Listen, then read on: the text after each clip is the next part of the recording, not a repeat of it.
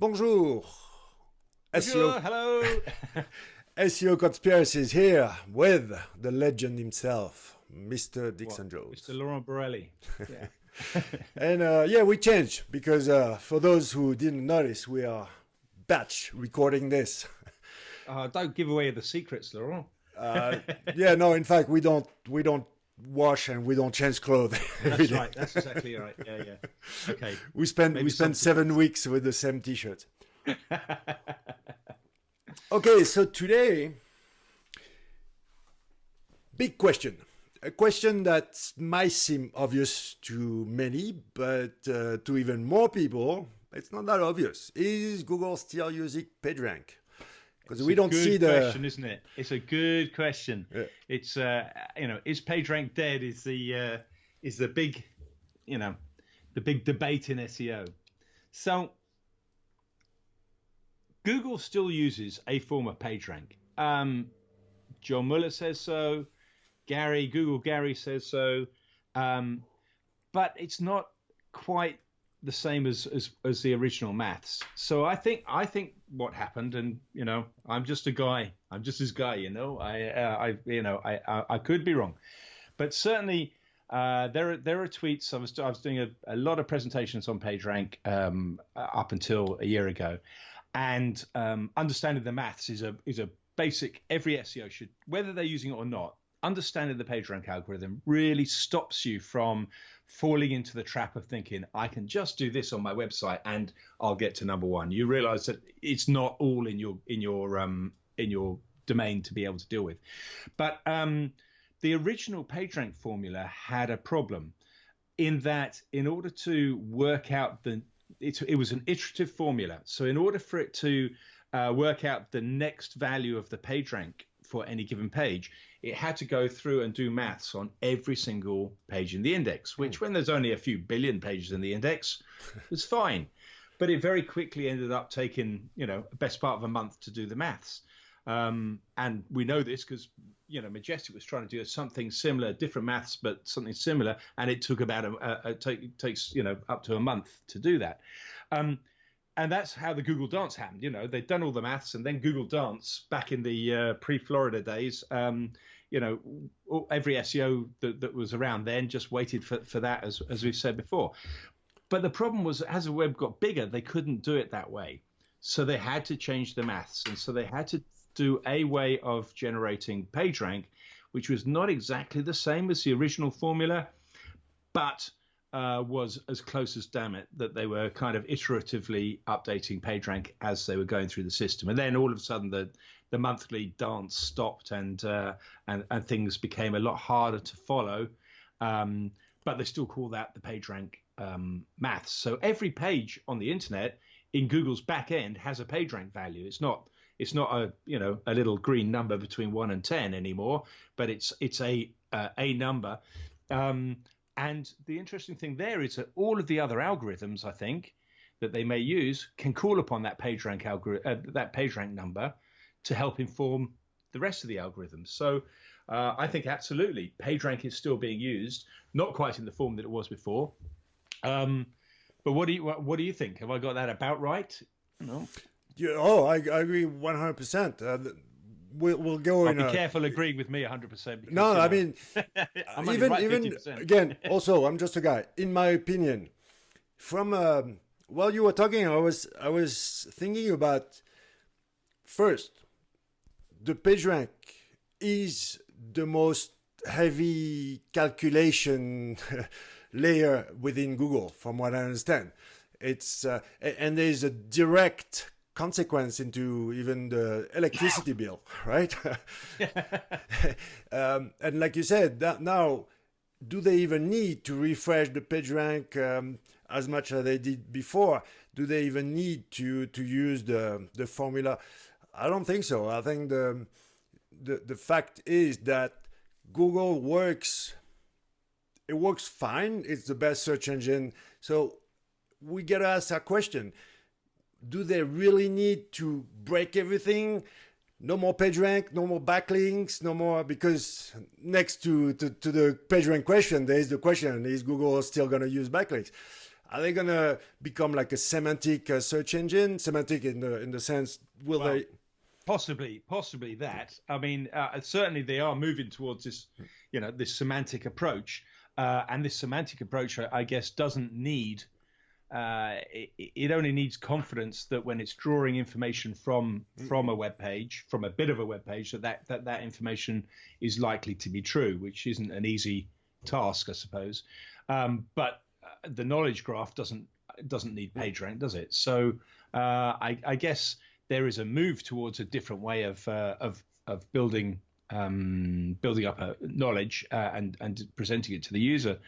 But I still think that for anybody that's looking at those, those 10 blue links or the traditional index, then yes, I think PageRank is very much used in that index. And I wouldn't be surprised if PageRank is also used to as a kind of like a cutoff decision as to whether a page should. I've got coffee arrived, so this is Mrs. Jones. She's not coming on camera. Bonjour. So I wouldn't be surprised if they use something like PageRank that you have to get over that threshold before any content on your web page can contribute to, say, the knowledge graph, because it's a quality threshold which can be used in any other algorithm. But again, I don't know.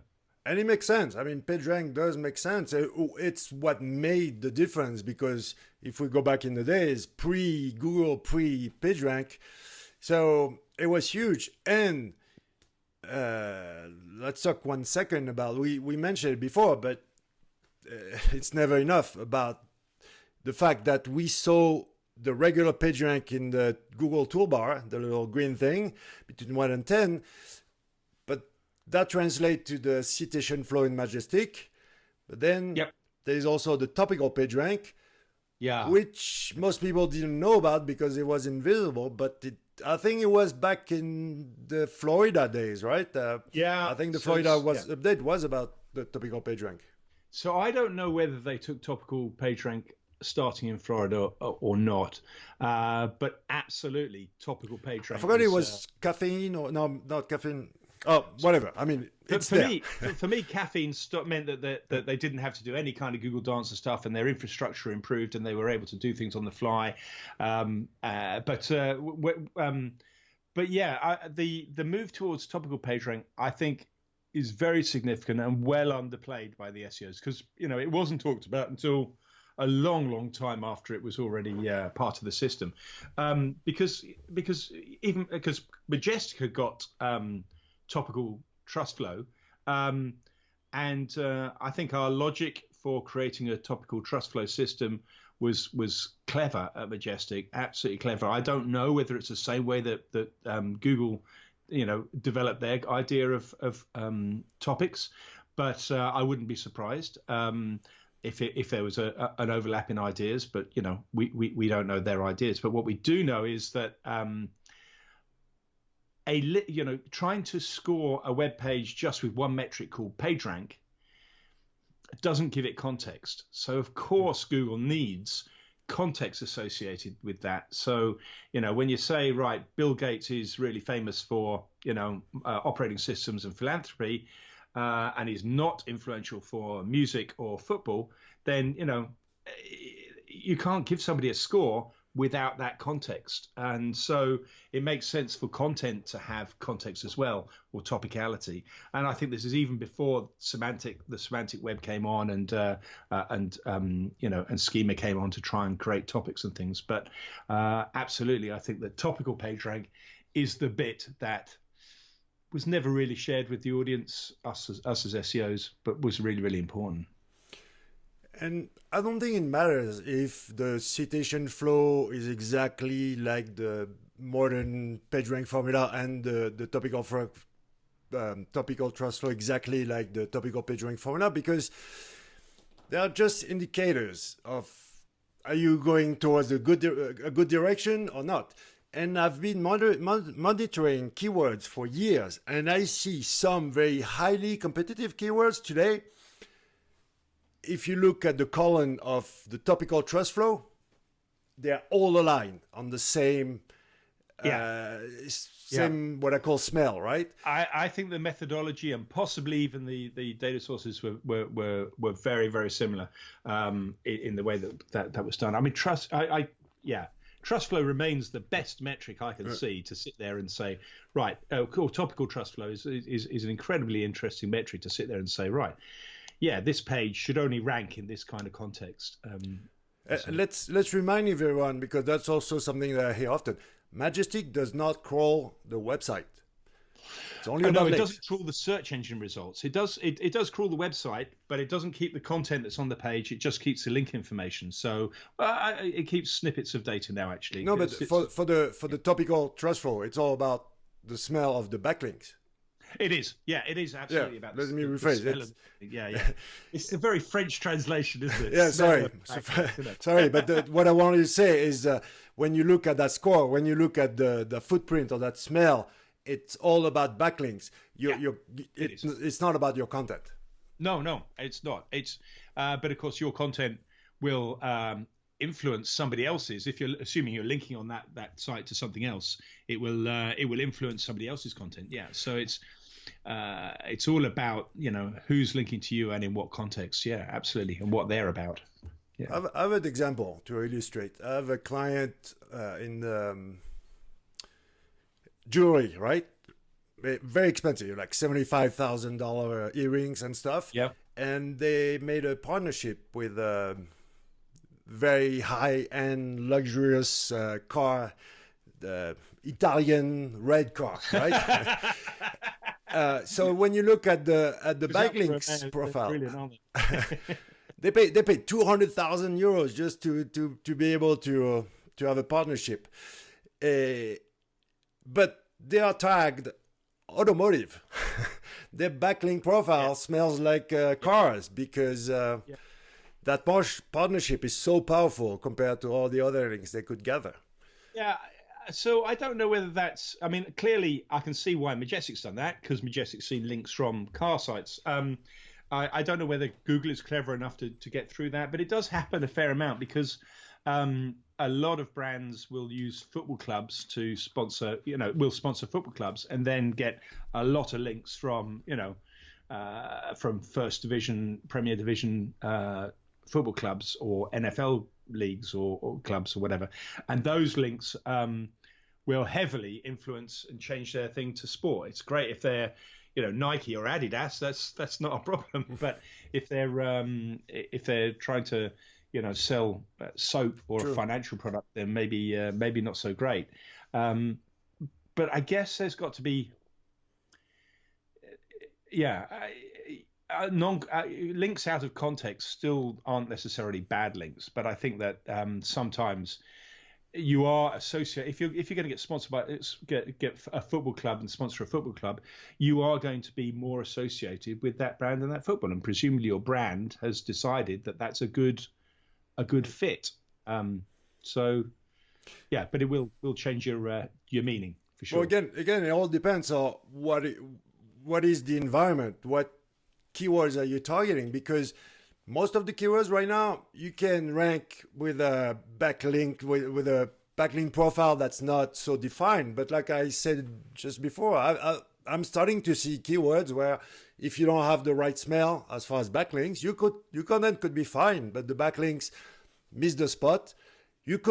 I see them, they rank 48 hours later, gone. If you don't have the perfect smell, you can check it yourself. For example, in French, rachat de crédit, credit buyout. Okay. That type of keywords. No chance to stay up on the first page if your backlinks are, and it will all go back. I mean, you promoting in links and I'm promoting rank for win, which have a similar goal to explain that who is in relation to what on the page, around the page, and the website. It's the main thing. And let's go back to the beginning, that question. What I saw throughout the years, after 15 years of doing SEO, is the content part, the block of content on the page. 15 years ago, we didn't care. Title tag, backlinks, that's it.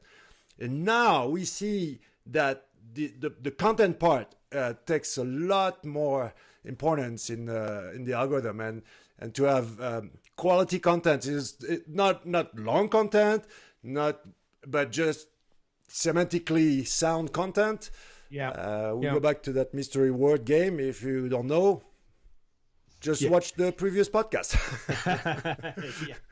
I mean, there's always been, hasn't there, this dual fight between content and links in SEO, and I think that's kind of interesting to see. It carries on going, and the truth of the matter is that building links is really hard. So and also hard to explain to the customer, and hard to work out. Working out whether you've got a good link profile is one thing. Trying to get a good link is an entirely different kettle of fish, as I say in English. And so people tend to go for one or the other. And they kind of the content people say, look, when somebody's got to my web page, then it makes sense and the customer can understand it and the user can understand it, and it's so better to concentrate on the content. But without this this link piece, it's hard for Google to decide whether the page has gravitas, and unless there's other signals coming through, maybe the author, then fine. Now the links could be internal as opposed to external, but they need some signal. And I remember Matt Cutts saying when he was around that Yandex saying that they tried to take links out of their algorithm, and they hardly ever talk about SEO. They just don't talk about it at all. But they try to take links out of the I think you're right. Matt Cutts, they did an experiment as well. Google said they tried it and the results were appalling. And Yandex tried it and they had to backtrack and bring something back in again. So links are still really important. So is the PageRank is PageRank still there? Yes, it's just changed. It's metamorphosized. Well, I think that's a perfect transition for the next topic. Is content king? Like the Google, content king. The Google advice: make a website for users and the rest will follow. Is that true or not? Clearly, we'll find out. Wait. Next time. Cheers.